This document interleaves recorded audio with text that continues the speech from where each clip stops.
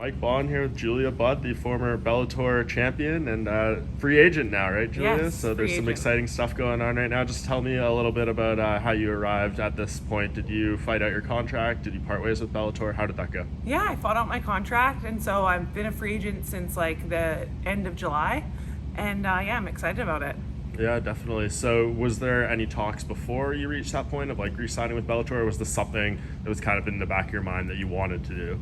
I wanted to do this. I wanted to just be a free agent. I haven't been a free agent in I think over 7 years. So, yeah, it was something that I wanted to do. Yeah, interesting. Did any of that stem? I know Scott Coker was a little bit critical of the last fight and anything. Did that have any part in maybe you like wanted to see what else is out there, or were you kind of doing this regardless of how that fight went? I was doing this regardless of how that fight went, but yeah, like that last fight, I probably should have pulled out. I injured. I had like stitches in my foot right up until a couple weeks before that fight, so I was pretty injured throughout camp.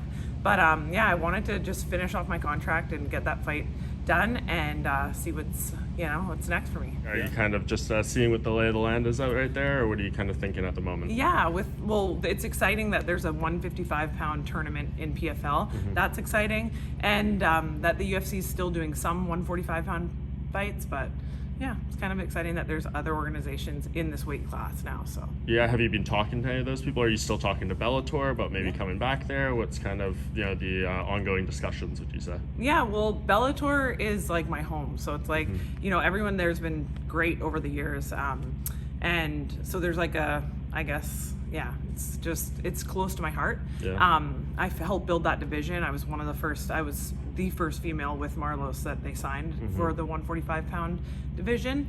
So yeah, it's close to my heart. I still like love Bellator, but I'd like to see what else is out there and see, talk to PFL, talk to Peter Murray. We talked to them a little bit right as soon as I became a free agent, and it seems exciting what they're doing next with PFL, and then Bellator, just seeing what's next there, because I want the title belt there. So Yeah, the PFL thing is interesting to me, obviously, because Kayla Harrison's kind of looking for big name opponents. I know she's a free agent coming up too, though, and maybe signing someone like yourself could incentivize her to stick around. And is the idea of fighting at 155 interesting to you as well? totally, like Yeah. I walk at 165 in that range, so that's a good weight class for me as well. I feel strong, like up there, not having to cut weight's exciting. But yeah, that would be it's something that I'm really excited about. Yeah, and I guess maybe the downside to the PFL aspect is you would maybe have to wait for next season, right? Which wouldn't start till like mid or early 2022. So is that something that's kind of factoring into maybe the decision making at all? Maybe a little. Like I would love to get a fight in this year. That's something that we definitely would want to do. I've been training my butt off, getting ready, because I knew I was coming up to free agency, and I want my whatever I do next to be amazing, obviously.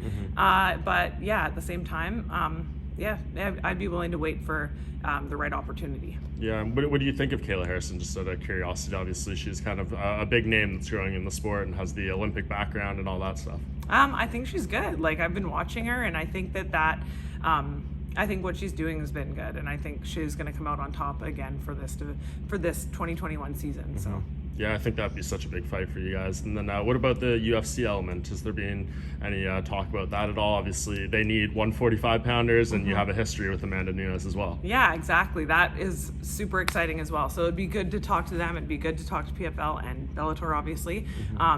But I want those top fights. So I want, I would love to be fighting for the UFC title, obviously, in the PFL tournament. That's like just the schedule of that is exciting. Yeah. And then obviously with Bellator, I know for a fact that Bud Cyborg 2 would be amazing, and that would be huge for Showtime.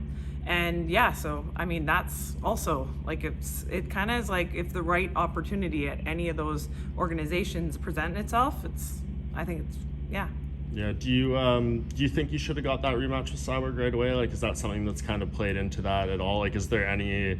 I know you said you feel very loyal to Bellator, but did that cause any bad feelings at all? That feeling after everything you had done as champion, probably should have got that rematch right away. Yeah, I do. I feel like it should have happened right away.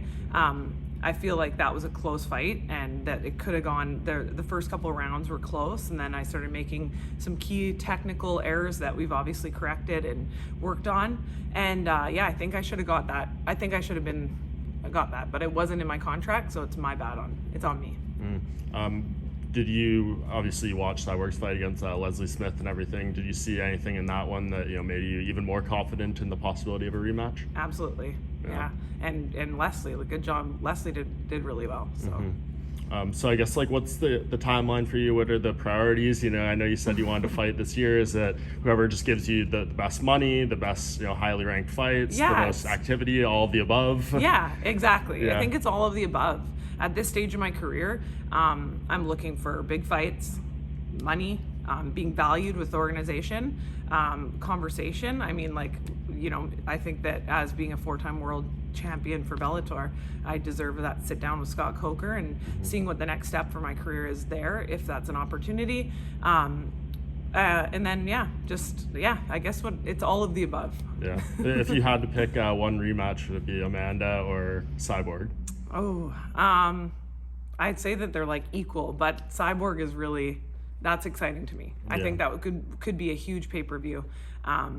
And it's exciting. And she still feels I know Amanda beat her, but she still feels like the most legit, 145er. She's done the history and built this division, everything, and Amanda just kind of does one-offs here and there. Well, I want, it's hard to say. I think the 135ers and the 145ers, we kind of are, it's almost like the 155ers and the 145ers. It's all, I can't say that I think Amanda beat her fair and square. Yeah, no, I agree with you for sure. I guess just kind of to circle back, you want to fight this year. That's kind of the main priority. Yeah. So I'd love to. But the PFL tournament, the way that they've got the fights, kind of your schedule, when you're fighting, that's exciting. That's that's definitely enticing. Fighting once a year for me has been brutal. It's I want to fight more often, and I want to be paid what I'm worth. Yeah, and I know that $1 million prize comes in US dollars, which translates pretty well to Canadian for us up here, right? Yes.